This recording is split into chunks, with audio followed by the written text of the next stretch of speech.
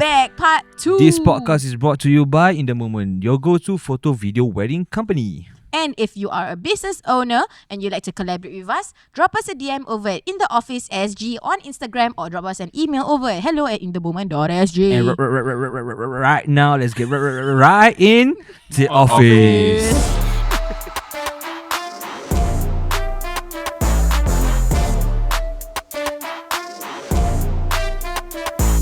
Alright, so do you want me to start with my Reddit story? Wait. Before you start with this story, Okay. I got story to share. Okay. Sabar. Syahmi, you got experience like weird things happening at venues or not in Singapore? Yes, I did. Oh, So same. macam formal. Yes, I did. Yes. Yes, Too yes. much. Ada. Okay, mine also.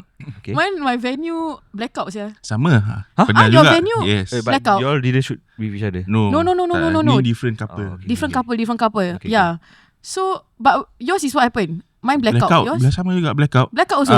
Ada a few incident lah happen. Yeah. Oh. Kat ni Okay, we cannot. Okay, we try to say 3, Okay. 2, 1. Oh my god, sama tu. Okay, we gotta bleep that out. Okay, bleep. Later the venue gonna come after us. Cannot. Cannot. What happened? Okay, so basically simple lah. It's a simple thing. So I was shooting for our couple long time ago. Mm-hmm. It was at this venue during nikah. Like literally aku terima nikahnya gerbuk. Then terus piu gelap. Terus gelap. Like at that exact moment? Yeah. What a coincidence. I know, right? Like it could have happened at any point of time. Yeah. The Kadi could have came like 5 minutes earlier or late. Oh wow. Correct. Then the whole venue was dark. What happened? What was the cause of it? I don't know. I think this is just my assumption. Uh-huh. I think maybe like at the kitchen something short circuit. Ah. Then it affected everything. Then blackout. So suddenly the nikah was in the dark. Yeah. So but did the Sentimental, okay, let's say lah, aku terima nikahnya pump. The guy continued saying or did he stop there? No, everyone just like Yeah. okay. Then everybody just look around and like okay. Then Kadi be like, okay, kejap kita take a break sekejap. Then continue. So in the dark. So like videographer all had to like set up lampu, set up lights. Photographer had to change Datuk settings Kadi all. macam we'll take a small break. Small break. Small break. We'll take a small break. Don't go anywhere. No, but really the blackout. So like in the photos when we edit, can see the difference lah. Macam like before nikah it was like oh bright, and then after that during nikah gelap. until like until the sarung cincin all was still dark. Was video recorded?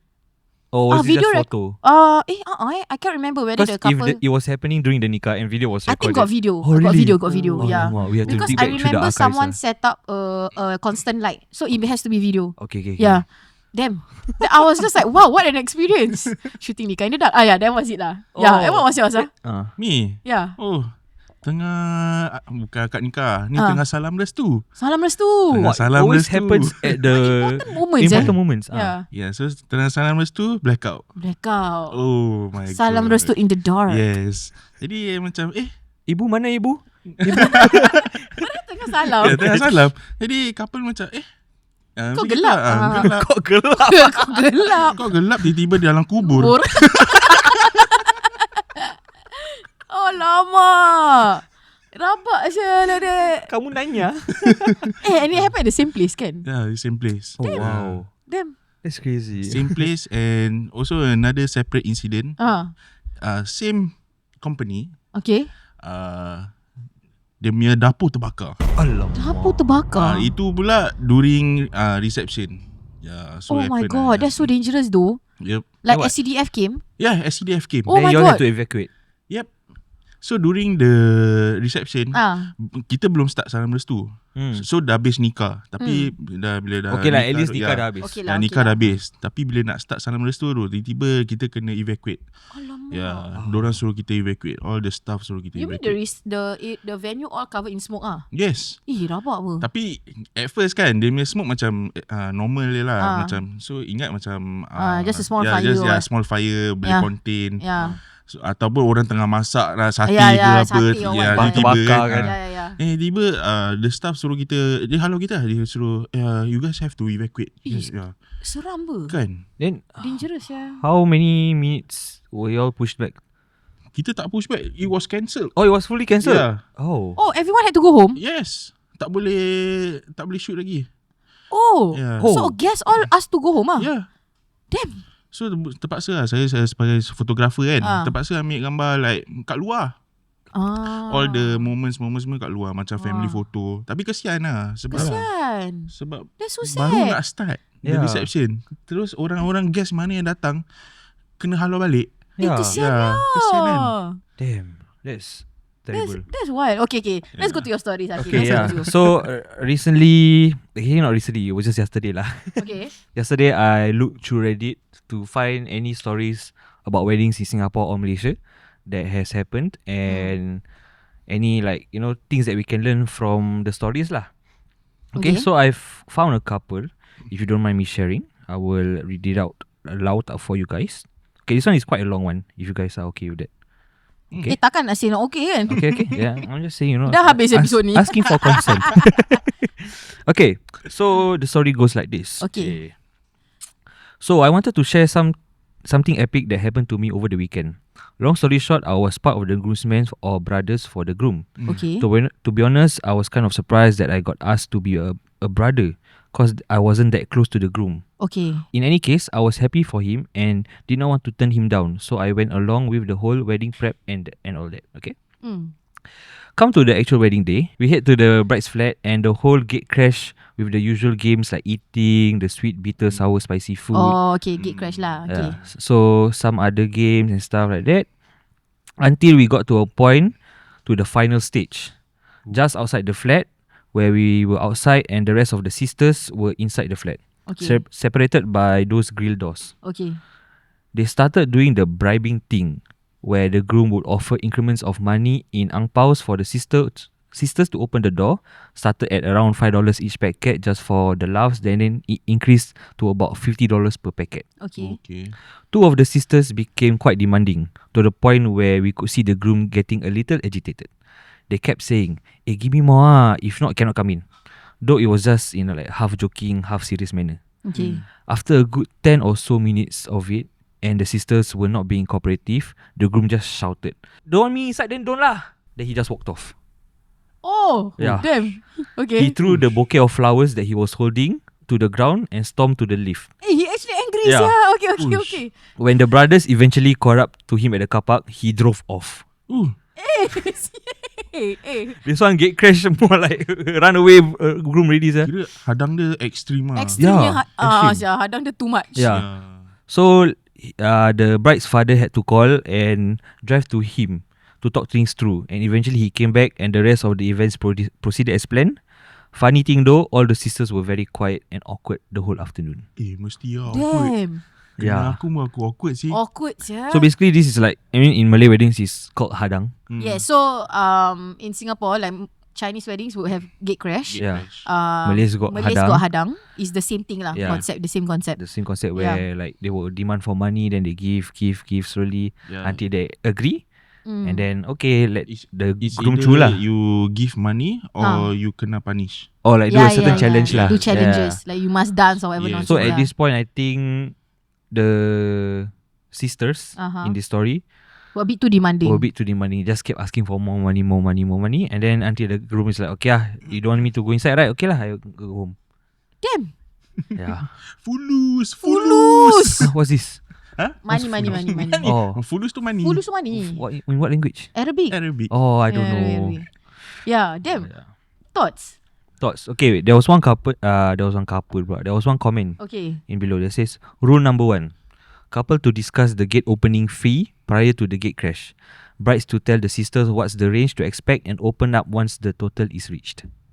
Yeah, definitely. Yeah. I think that was my main thought, is that why wasn't this communicated before? Actually, okay, since I'm a person who has not planned a wedding for myself, like during these hadangs or gate crash, does the bride know what types of gate crash will there be?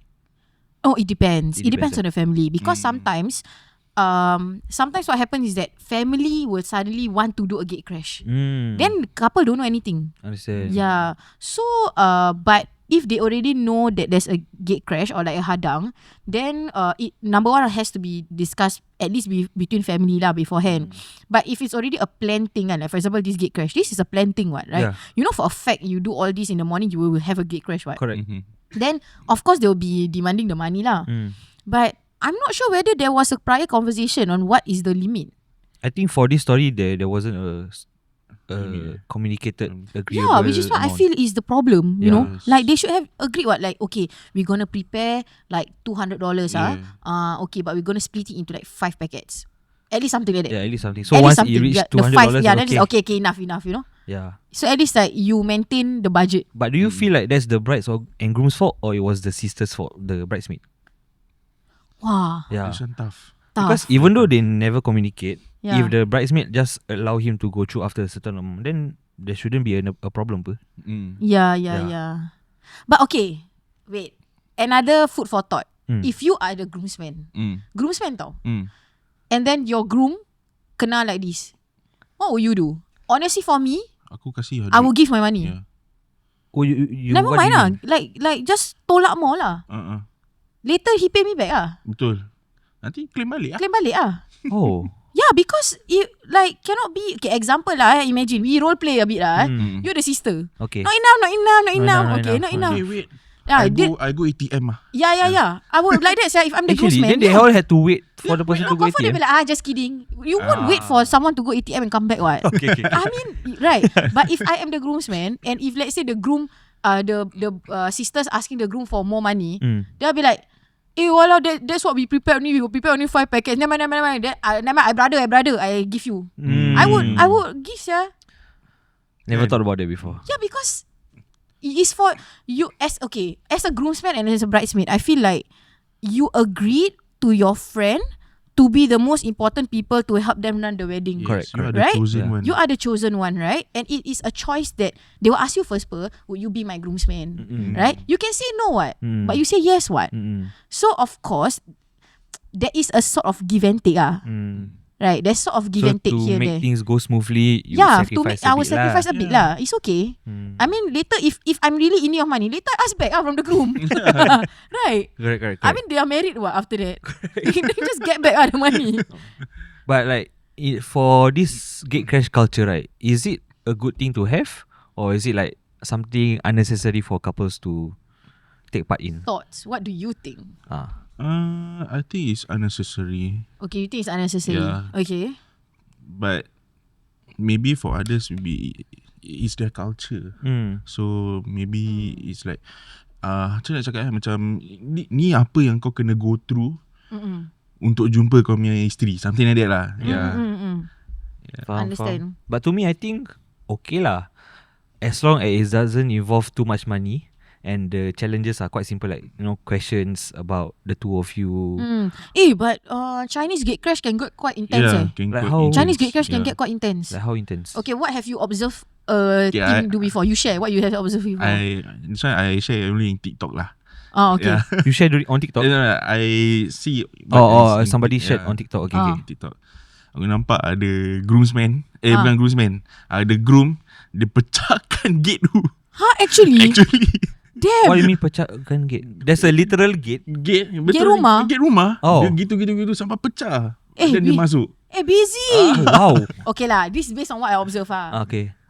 It can get quite intense. Gate crashes can get quite intense. Like there's this common thing where they will make like a concoction of something spicy nak mampus like that. So like chili padi and everything kan. Okay. Then It's like a YouTube challenge already at it's this like point. a YouTube challenge. So basically the groom and the groomsman all must like chuck that concoction down and then must do something . Yeah. That's one. And then I've seen also like the couple I shot before, the groomsman and the groom need to do push-ups, like 50 push-ups that kind. Can you imagine in suits? Yalah. Yeah, in panas. suits, panas. Especially if you shoot. No lah, but like this is to be, usually they do gate crashes at the house, the bride's house. So this is you're doing the push-ups outside of the house, like tepi tangga kind, Can you imagine how hot that is? Yeah. Like I'm like, damn, hardcore. Yeah, but how to say, for me when it comes to gate crashes, I think I get why people do it because it's fun. Yeah. But as long as it doesn't menyusahkan, memudaratkan. What's in English? Put the groom in Suffer. don't let them suffer too much. I think it's okay lah for fun. Like for the lols, for pranks, I think okay lah. Like macam you gelek for me now, that one. You know that you gelek now. It's like the punishment for the child, right? Yeah.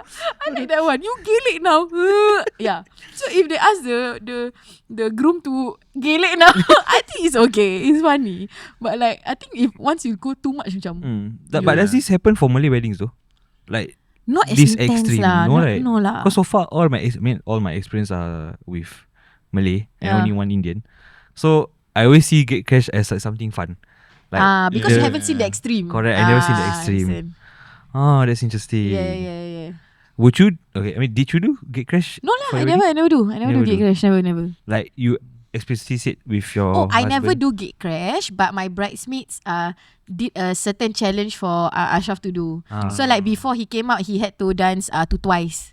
Yeah, they suddenly asked the DJ to play a Twice song. They had to dance. Okay lah, something simple lah. And I know for a fact he memorized that choreo to the T, so it's okay.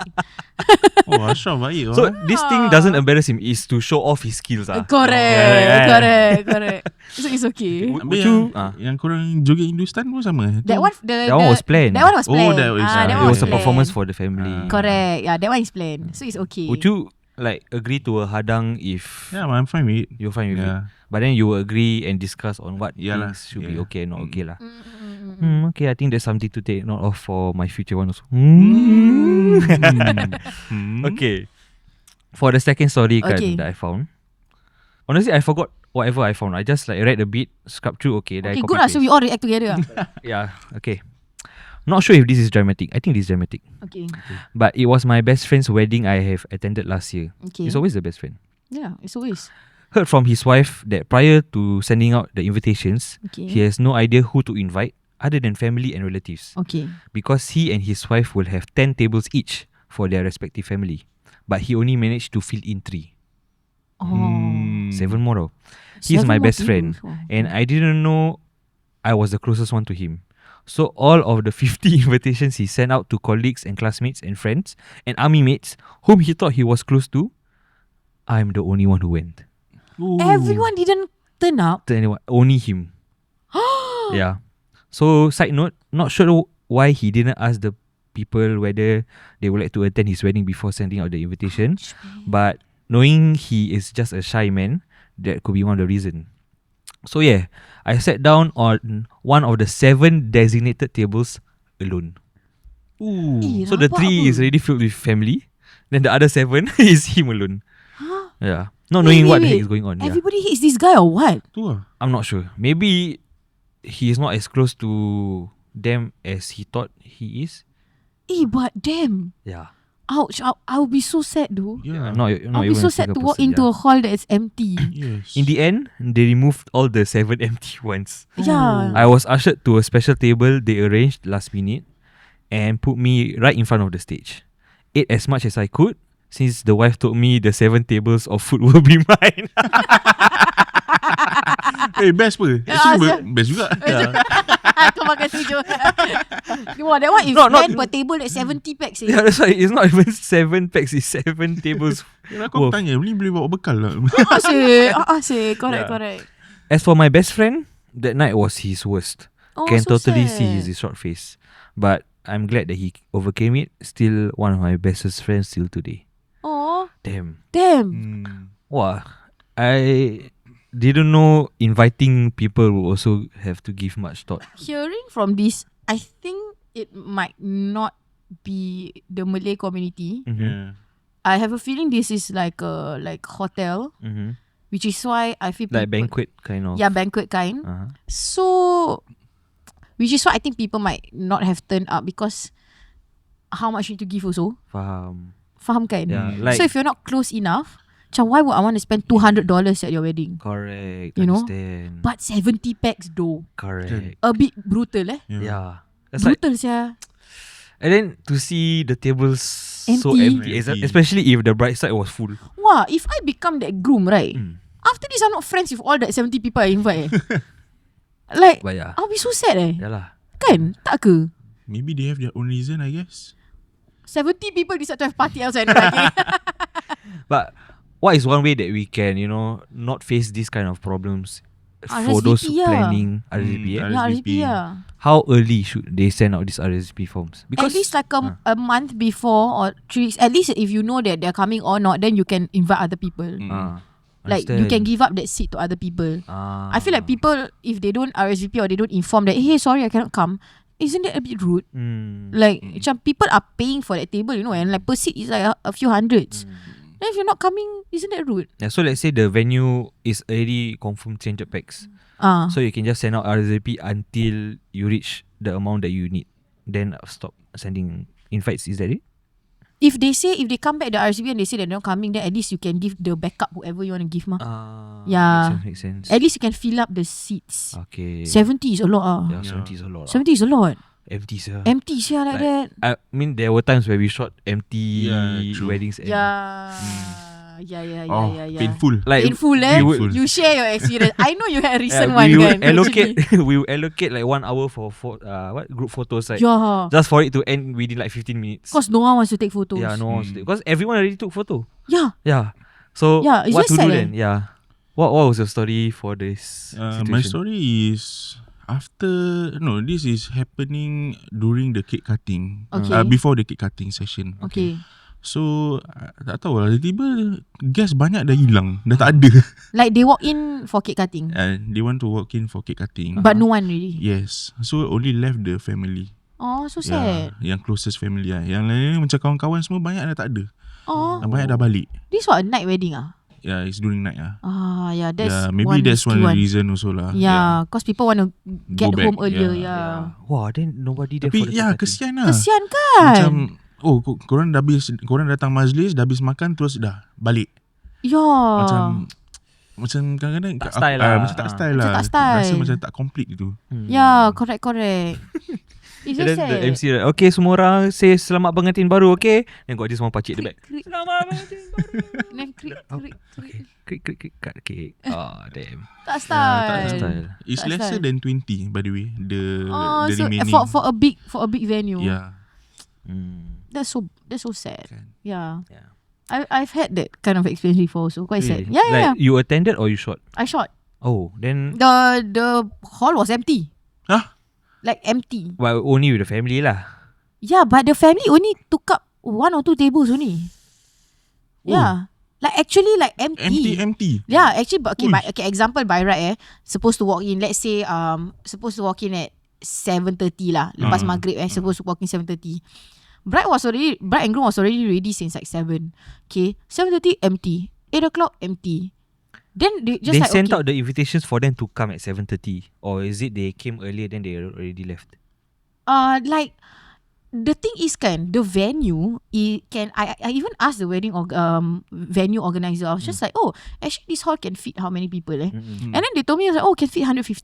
They said, oh, then how many did the bride and groom invite Then they told me, oh, they only invite like less than 100.